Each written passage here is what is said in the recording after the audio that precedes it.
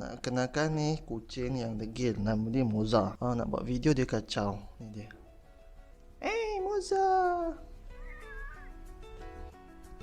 Moza. Oh degil. Takut. Okey, bismillahirrahmanirrahim. Assalamualaikum. Hari ini tajuk berkenaan bankruptcy ataupun kita sebut sebagai muflis. Saya tak bercakap tentang technicality muflis ataupun technicality kebankrapan. Contohnya macam apakah amount tertentu yang boleh menjadikan seseorang itu muflis. Bukan. Hari ini saya cuma nak cerita tentang macam mana diri saya ni boleh menjadi muflis, iaitu pengalaman peribadi lah. Baik, perkara ni bermula pada awal saya masuk ke dalam universiti, dalam pengajian ijazah sarjana muda, iaitu degree lah. Baru lepas diploma dan sambung degree. Biasanya kalau kita sambung dalam bidang yang sama, kita akan terus naik ke semester yang lebih atas, iaitu pada masa itu ada 6 semester. Tapi disebabkan saya dah mempunyai diploma dalam pengajian yang sama, dalam bidang yang sama, jadi saya terus ke semester ketiga. Okey, pada semester ketiga tu, ketika itu saya ada seorang saudara lah yang mempunyai hubungan berdasarkan perkahwinan, bukan saudara sebab darah, tapi saudara disebabkan perkahwinan. Okey, saudara saya itu ialah seorang pesara kerajaan, bekas pegawai kerajaan yang agak tinggi jawatannya, iaitu sudah pencen dan mendapat wang pencen yang banyak. Okey, pada satu hari ibu saya memujuk saya untuk meletakkan nama dalam satu pinjaman mara, iaitu pinjaman perniagaan, bukan pinjaman belajar lah. Sebab saya belajar tu memang sudah ada pinjaman oleh YPJ, Yayasan Pelajaran Johor. Jadi saya tak perlu pun pinjaman pelajaran sebab saya dah ada. Tetapi saudara ni dia hendak memulakan perniagaan sebab dia orang baru lepas pencen kan, atas pujukan ibu saya. Dan juga pada ketika itu saya menyangka yang biasalah orang kerajaan kan, orang yang ada jawatan tinggi, mesti kita anggap dia ni mesti dia ada networking yang banyak, mesti dia pandai buat kerja, mesti dia pandai selok-belok berniaga. Dan saya ketika itu pula ialah seorang mahasiswa yang tak ada apa-apa pengetahuan pasal dunia luar kan. Masa kita mahasiswa ni, saya rasa diri saya ni macam terperap lah, pergi kelas, balik kelas, dekat rumah sewa, tak bergaul sangat. Itu antara kekurangan yang saya menyesal lah ketika zaman belajar.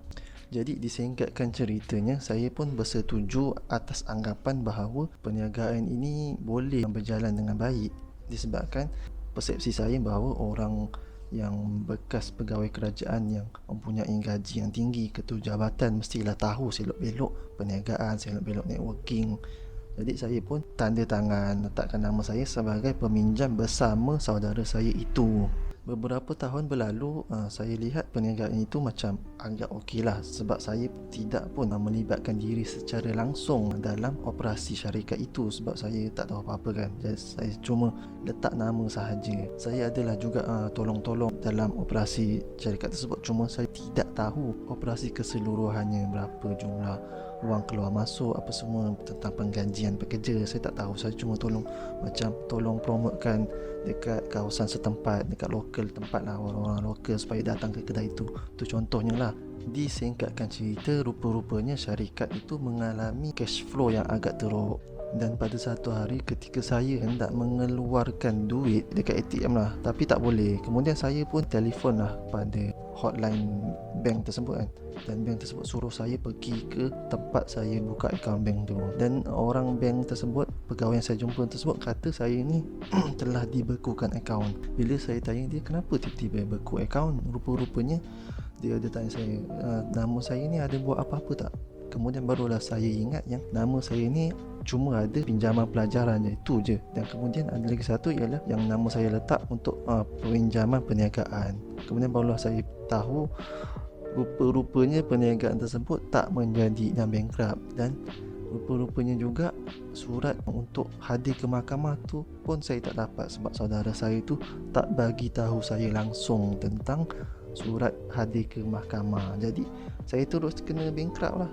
Memang kita tak tahu apa-apa langsung, secara tiba-tiba. Kemudian pegawai bank tu pun nasihat saya supaya pergi ke Jabatan Insolvensi Negara, JB, dekat bangunan tabung haji. Jadi saya pun pergi, tak ingatlah hari yang sama ke ataupun hari yang lain lah, saya pun tak ingat. Uruskan semua. Rupa-rupanya ada tunggakan ratusan ribu atas nama saya. Sebab tu saya dibankruptkan. Bila saya berurusan dengan pegawai di Jabatan Insolvensi Negara, daftarkan saya punya akaun bank, saya hanya boleh ada satu akaun bank untuk tujuan kemasukan gaji. Sebab kita kan kerja kan, mestilah kena ada akaun gaji. Jadi akta kebankrapan ni membolehkan orang bankrupt hanya boleh ada satu akaun bank sahaja, iaitu untuk tujuan duit masuk, iaitu gaji lah. Jadi saya pun buatlah urusan tu, tapi dengan syarat kena ada standing instruction ataupun penolakan berapa persen lah untuk bayar pada Jabatan Insolvensi Negara lah. Dia macam wajib lah kita kena buat.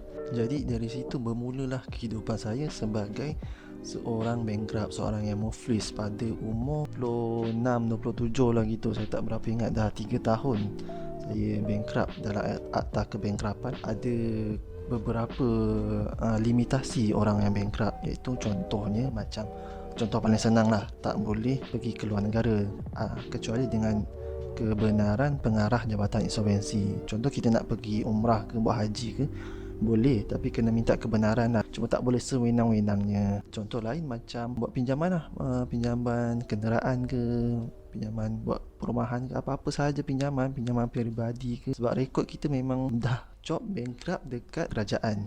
Jadi itulah sedikit sebanyak pengalaman saya sebagai seorang yang bankrupt, yang muflis. Untuk pengalaman yang lain, contohnya macam mana saya boleh survive walaupun dalam status bankrupt, macam mana saya boleh simpan duit, kita akan pergi ke video lain lah. Video ni cuma saya nak kongsi pengalaman lah, supaya janganlah sewenang-wenangnya kita percaya pada orang lain. Walaupun saudara kita rasa dia orang bekas pegawai kerajaan, sebelum ni gaji dia banyak, sebelum ni networking dia besar, mesti dia tahu, mesti dia dah pandai, ada kawan-kawan bisnes kan, mesti dia kenal.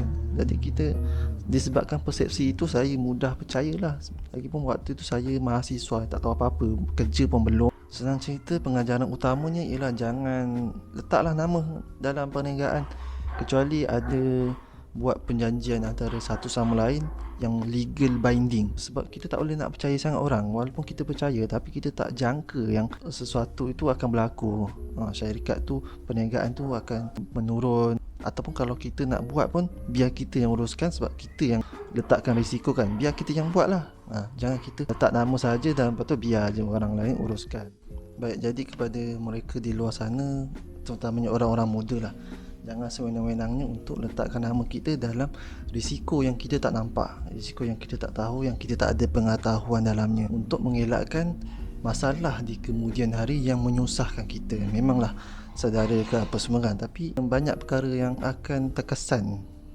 Bila kita nak buat ni, kita akan, alamak, kita macam terikat pada sesuatu, limitasi pada sesuatu yang kita tak bebas untuk membuatnya. Video akan datang saya akan cerita pasal pengalaman lain lah, cara nak melabur dalam status muflis ataupun simpan duit dengan bijak dalam status muflis. Okay, tolong share video ni dan terima kasih.